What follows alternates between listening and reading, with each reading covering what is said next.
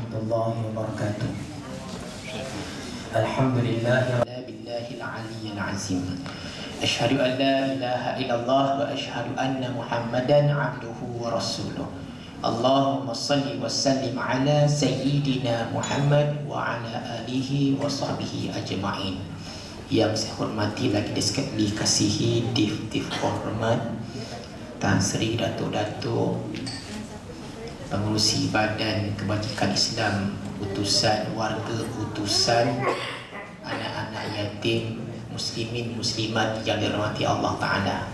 Baik, kita akan bertazkirah 30 minit saja. Boleh ke ni? Boleh. Baik. Jadi muslimin muslimat sekalian, baru-baru ni saya bertemu dengan seorang sahabat saya, ustaz daripada Kolej Universiti Islam Selangor.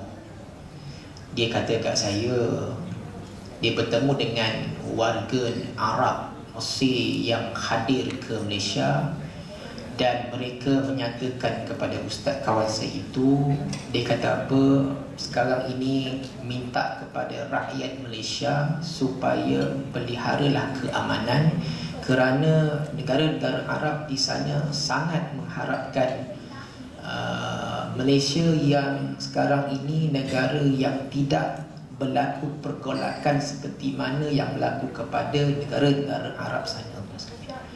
Dia minta supaya Malaysia ini adalah harapan kepada mereka. Dia minta kepada Malaysia supaya jangan ada pergolakan, berpecah belah antara kaum, antara Islam, antara bangsa, dia kata. Itu sebabnya mereka mengatakan indahnya berpuasa di bumi Malaysia. Kerana di Malaysia inilah, kalau tuan nak tahu, kita antara negara yang apabila tiba bulan Ramadan, kita antara yang sangat suka berpuasa. Kerana yang pertama sekali, kita makan yang begitu banyak. Banyak bazar telah pun berada di mana-mana. Mereka suka. Dan masjid banyak yang penuh, surau-surau banyak yang penuh, Quran banyak orang baca, ramai orang yang bersedekah pada bulan Ramadan, ramai bagi orang makan sekalian. Di negara Arab tidak begitu. Negara Arab banyak berlaku pergolakan. Kita alhamdulillah muslimin muslimat sekalian. Jadi petang ni tuan sekalian, kita nak bincang mengenai nuzul Quran tuan sekalian, ya. Nazala artinya turun, nuzul artinya penurunan. Al-Quran kitab yang Allah turunkan kepada Nabi Muhammad sallallahu alaihi wasallam melalui malaikat Jibril. Masalah sekarang tuan sekalian, Quran dah turun lama. Sampaikan hari Selasa Kuala Lumpur diberi cuti. Jadi tahun ini alhamdulillah segala tempat wilayah diberi cuti, Selangor pun cuti. Masalah sekarang, adakah kita telah membaca Al-Quran ke tidak? Itu je persoalan dia. Bukan masalah cuti, bukan masalah lain. Adakah kita dah baca Quran ke belum? Muslimin muslimat sekalian, saya nak ambil satu kisah daripada apa yang berlaku kepada sahabat kita yang telah mati sebelum Ramadan, Imam Besar Masjid Negeri Selangor, yang Allah cabut nyawa dia ketika umurnya 39 tahun, meninggalkan seorang isteri dan 5 orang anak, anak kecil 2 bulan.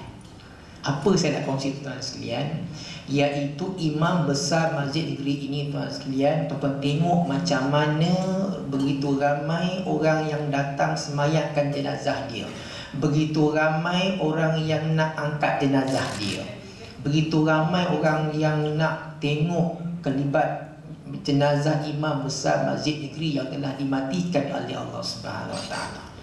Dan tuan sekalian, sahabat saya sempat pergi Masjid Negeri tuan sekalian, ada cahaya turun daripada langit. Dia melihat waktu hujan renyai-renyai tuan sekalian. Dia tengok cahaya, dia ambil gambar dan dia WhatsApp dekat saya, inilah cahaya.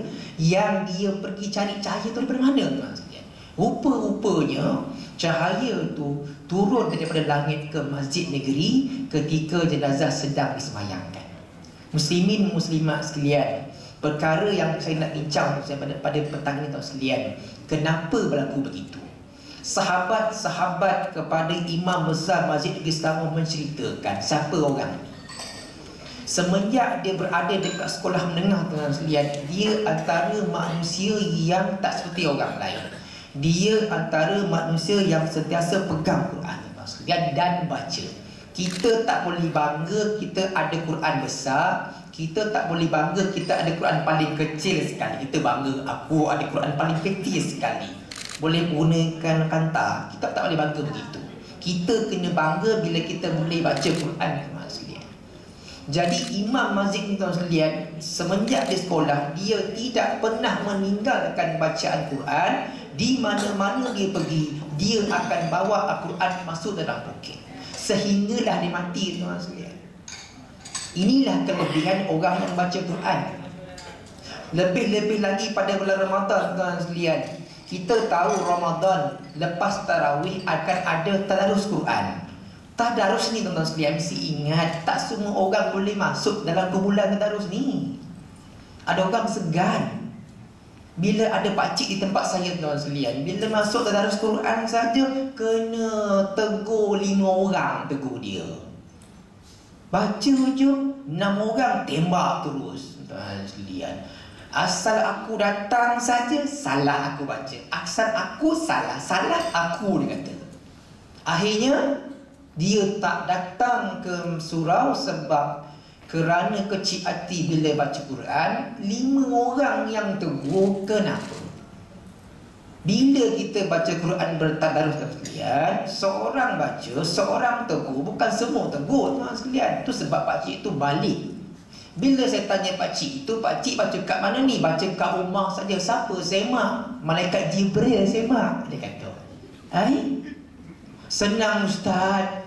Tak ada orang tegur pun ustaz, senang. Memang tak ada orang tegur, betul ke salah? Entah, saya rasa malaikat lah yang semak. Bila malaikat semak, confirm lah tak akan berlaku kesilapan. Sebab malaikat tu tak bunyi. Cuba bunyi malaikat tu, oi pakcik salah pakcik, confirm pengsat, tuan sekalian.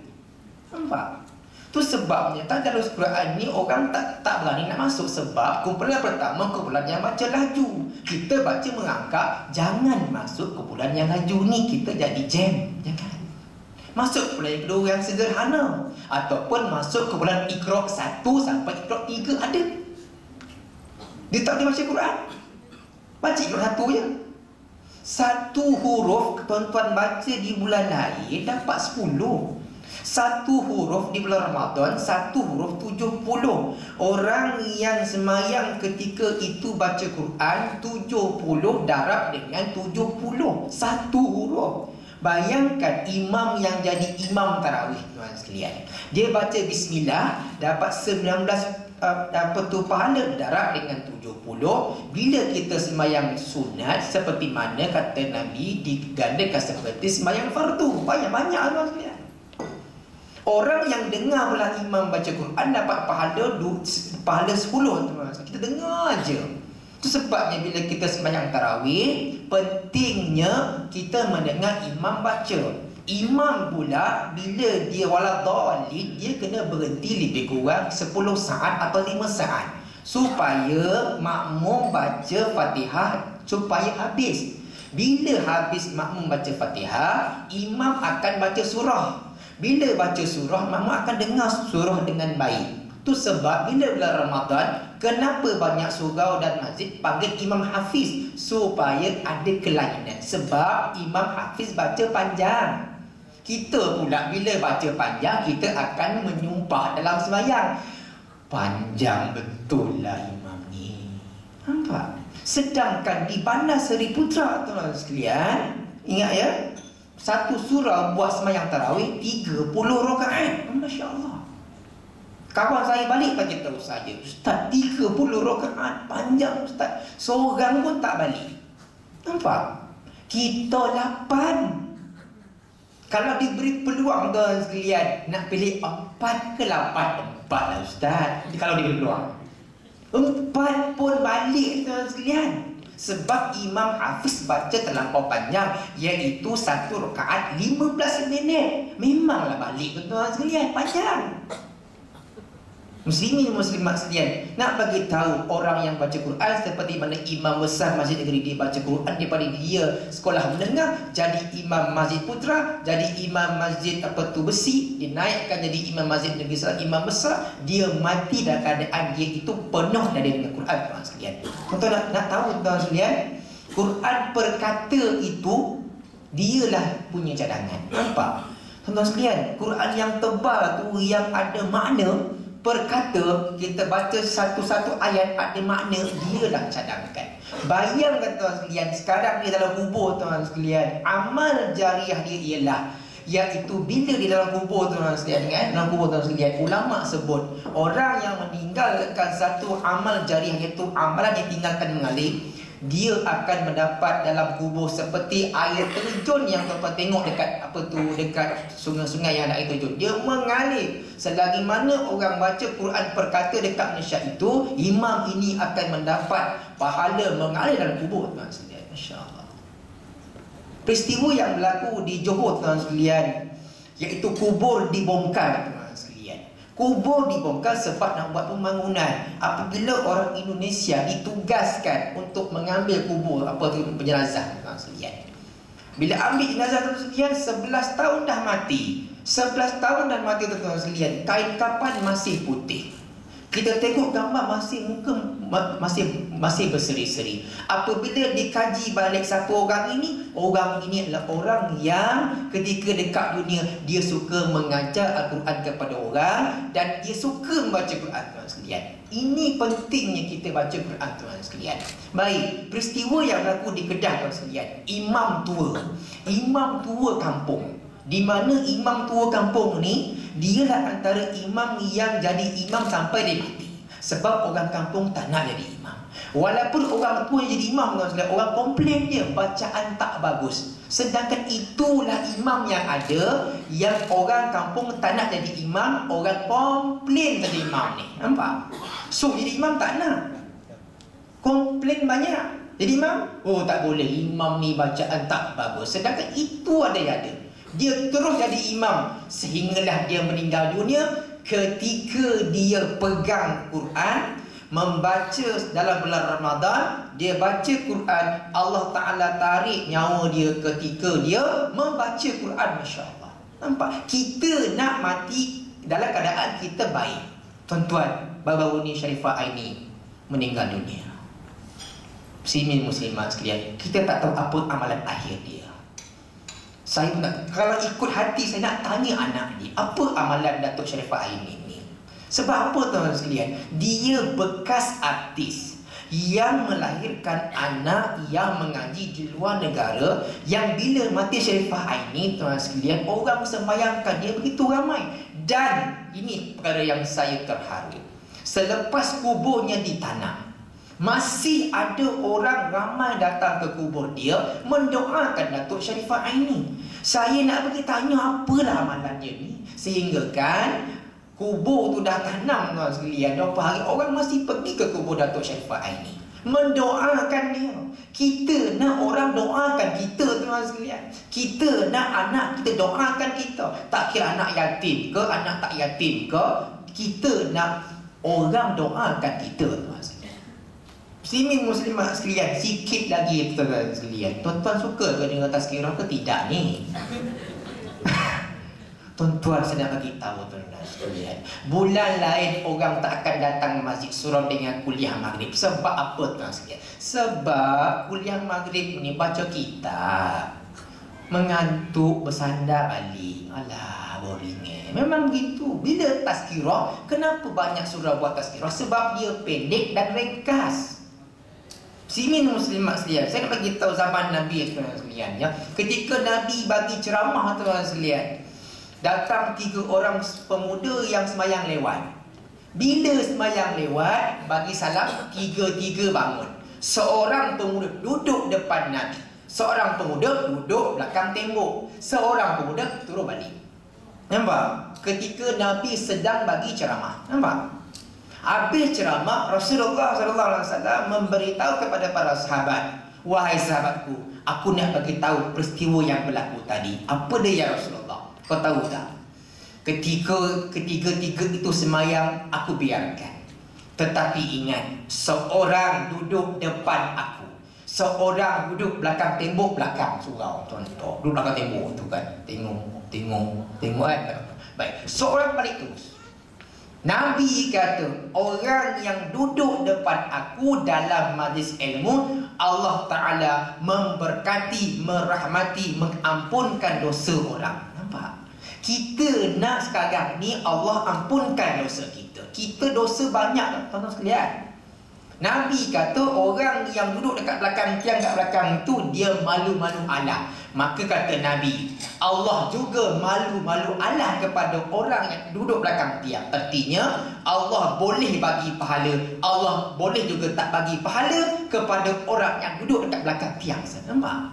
Dan yang ketiga kata Nabi, orang yang terus balik, Allah langsung tidak pandang terus kepada orang yang balik, melainkan ada sebab-sebab tertentu. Apa dia? Contoh, hantar anak tuition, boleh maaf. Sakit perut, jaga isteri sakit, jaga mak sakit, balik makan ke apa. Ada benda-benda alasan tak apa, tapi tak ada alasan balik terus. Tengok TV, baca surat khabar ke, duduk termenung saja, lebih baik duduk dalam majlis yang baik ini.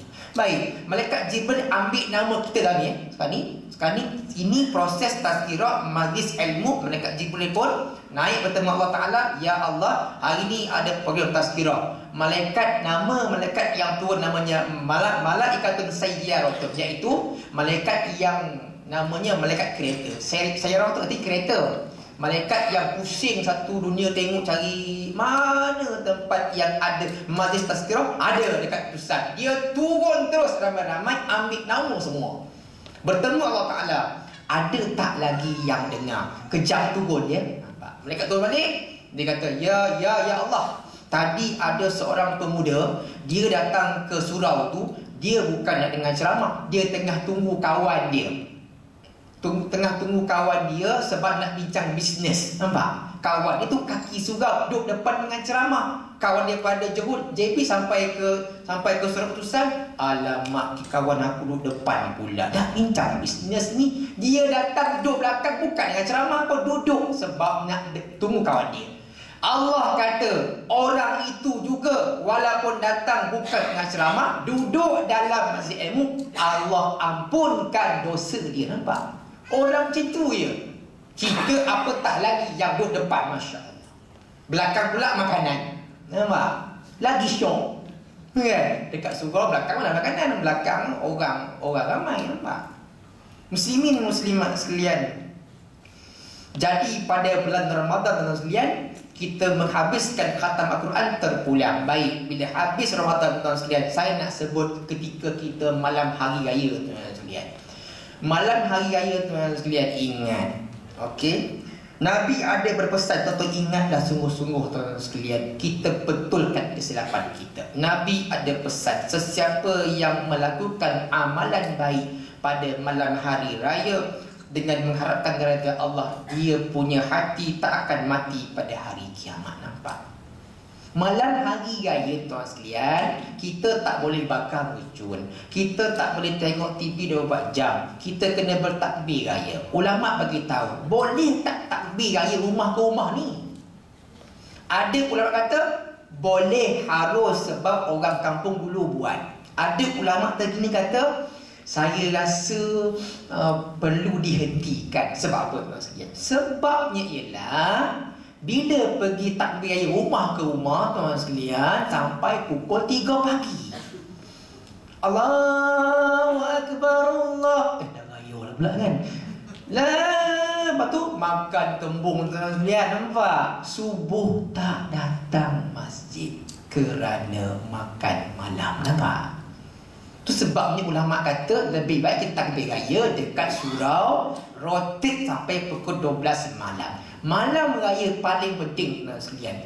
Perlu tak kita ziarah kubur pada malam raya ataupun hujung Ramadan? Ulama kata kita punya adat biasa kita iaitu pada 1 Syawal kita ziarah kubur. Baik.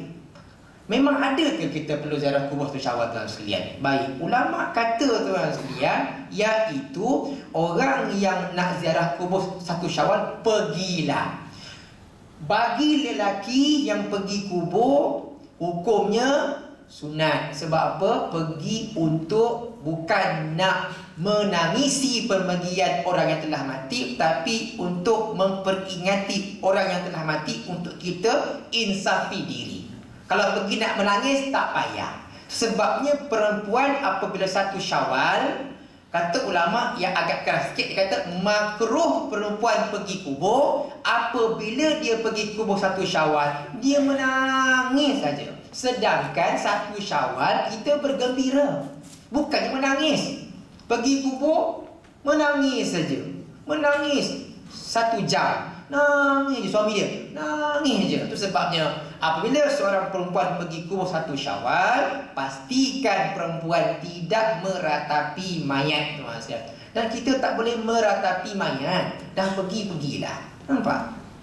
Itu kita nak bagi tahu pada malam 1 Syawal kita bertakbir raya, bertahmid. Baik. Sebanyak ada ulama kita dekat Malaysia ni kata, kadang-kadang radio ni ada benda bagus. Ada benda supaya malam raya permintaan lagu ni patut dikurangkan. Oh, saya tuju lagu kepada mak bapak saya dengan lagu Hail Amir, contoh kan. Jadinya lebih baik bertakbir raya, kata ulama ni kata. Tak baik ya? Allahu akbar, Allah sampai habis sekalian. Muslimin dan muslimat sekalian, masa saya sudah pun tiba untuk saya berhenti. Muslimin dan muslimat sekalian, jadi saya rasa pada hari ini orang yang akan buka puasa lepas ini ialah orang-orang yang akan makan buka puasa lah, kan? Kemudian siapa yang menyumbang buka puasa ni, tak daripada duit mana pun, yang makan nanti pahala itu akan dapat kepada yang menyumbang nanti. Pahala dia puasa dia pagi itu akan dapat kepada yang menyumbang tadi, yang menyumbang buka puasa. Bayangkan semua ni puasa, yang menyumbang contohnya utusan dengan angkasa menyumbang. Maknanya seluruh warga angkasa, seluruh warga utusan mendapat pahala orang yang buka karang. Nampak? Melainkan yang buka ni tak nak buka sini, balik terus, tak dapat apa-apa dah, main balik je. Tak nak buka sini lah, alamak. Sedangkan dikata orang yang bagi makan kepada orang yang buka puasa, dia dapat pahala dia berpuasa daripada pagi sampai pagi setengah. Nampak? Kita harap anak-anak kita ni berpuasa. Nah, itu sebab ni bila dia makan, tuan-tuan, bila dia makan, tuan-tuan sekalian, usaplah rambut dia, mengusap rambut anak yatim satu helai, gugurlah dosa kita berdasarkan berapa jumlah rambut dia. Nampak? Kalau rambut dia tak ada, tetap ada juga. Usap rambut dia